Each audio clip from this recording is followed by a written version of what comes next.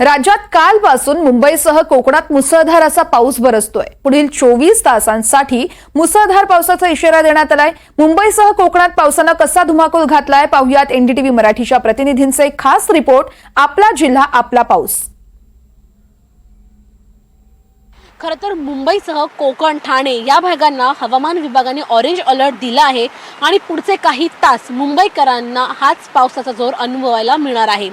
त्यामुळे हवामान विभाग असेल, मुंबई महानगरपालिका असेल, स्वतः मुख्यमंत्री आणि उपमुख्यमंत्री दोघांनीही आवाहन केलं आहे लोकांना की जर गरज असेल तरच घराबाहेर पडा, अन्यथा घराबाहेर पडू नका। सकाळपासूनच पावसाचा जोर असल्याने मुंबई महानगरपालिकेने शाळांना सुट्टी जाहीर केली आणि ज्या कर्मचाऱ्यांना वर्क फ्रॉम होम शक्य असेल त्यांना वर्क फ्रॉम होम करण्याचं आवाहन देखील केलं आहे। त्यामुळे एनडीटीव्ही मराठी देखील आवाहन करत आहे की जर गरज असेल तरच घराबाहेर पडा। व्हिडिओ जर्नलिस्ट अरविंद मोरेसह जुई जाधव, एनडीटीव्ही मराठी, मुंबई।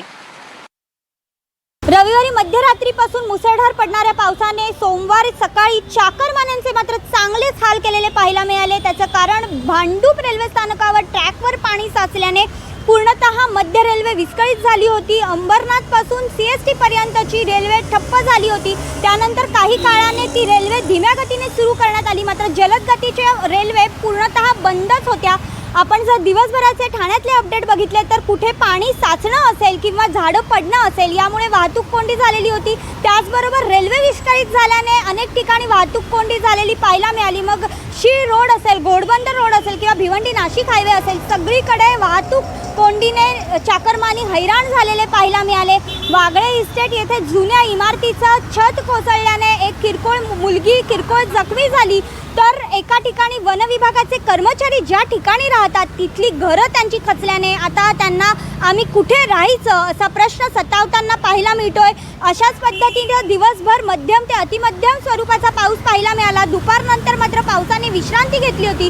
हवामान खात्याने 2 दिवस पावसाचा अंदाज जारी केलेला आहे, त्यामुळे नेमकं आता येत्या 2 दिवसात चाकरमान्यांचे कसे हाल होत आहेत ते बघणं महत्त्वाचं आहे। त्याचबरोबर महत्त्वाची घटना अशी घडली की जे पंपिंग स्टेशन आहे तिथेच नेमकं पाणी साचल्याने, गाळ साचल्याने नागरिकांना पाणी कसं पुरवायचं असा मोठा प्रश्न पडलेला पाहायला मिळतोय। त्यामुळे 2 दिवस पुढील ठाणेकरांना पाण्या कमी दाबाने येईल अशी शक्यता देखील सर्वच महापालिकांमधनं वर्तवण्यात येते। भाग्यश्री प्रधानाचार्य, एनडीटीव्ही मराठी, ठाणे।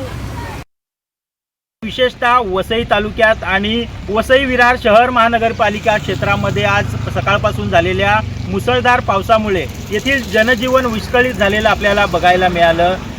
वसई विरार शहर महानगरपालिकेने जो नालेसफाईचा दावा केला होता तो आजच्या पावसाने फोल ठरवला आहे।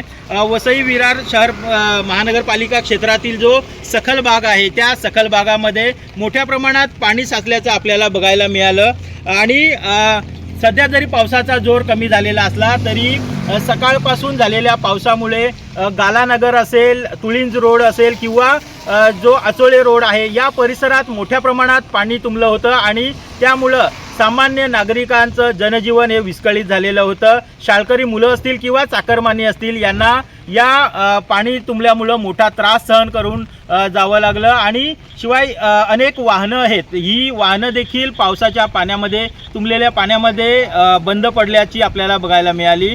एकंदरीत महापालिकेचा हा जो नालेसफाईचा दावा होता तो फोल ठरलेला आहे आणि या झालेल्या पावसामुळे जनजीवन विस्कळीत झालेलं आहे। सध्या पावसाचा जोर जरी कमी असला तरी जर मोठी भरती असले असते आणि जर मोठ्या प्रमाणात पाऊस कायम राहिला असता तर शहराला पाणी मोठ्या प्रमाणात तुंबल्यामुळं नागरिकांची मोठी गैरसोय झालेली आपल्याला बघायला मिळाली असती।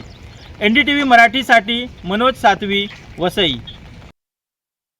सिंधुदुर्ग जिल्ह्यामध्ये पावसाने मात्र मोठं थैमान घातलं होतं। तुफान अशी बॅटिंग केलेली आपल्याला पाहायला मिळेल। 216.5 मिलीमीटर असा पाऊस मात्र झाला।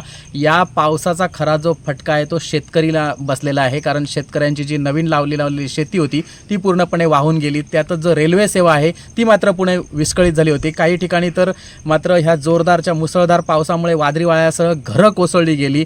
याचा फटका मात्र शेतकऱ्यांनाही बसला आणि यानंतर शाळांनाही देखील मात्र सुट्टी देण्यात आली।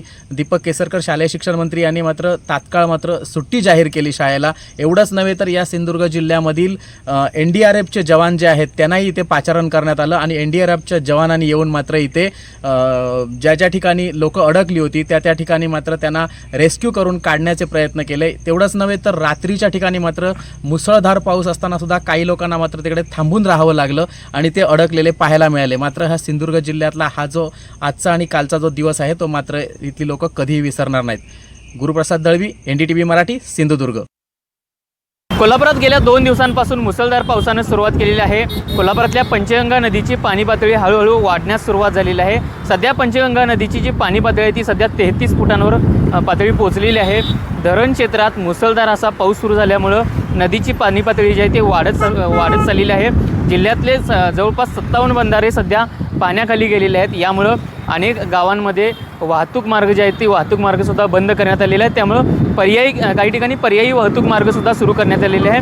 कोल्हापुरातल्या राधानगरी असेल, शाहूवाडी, गगनबावडा, त्याचबरोबर कागल, चंदगड, आजरा आणि शिरोळ या भागांमध्ये मुसळधार पाऊस सध्या सुरू झालेला आहे. त्यामुळं शेतकऱ्यांसाठी सुद्धा त्या भागांमध्ये दिलासादायक अशी बातमी जरी असली तरी कुठेतरी नदीची पाणी पातळी जर वाढली तर संभाव्य पूर परिस्थितीची सुद्धा परिस्थिती निर्माण होईल.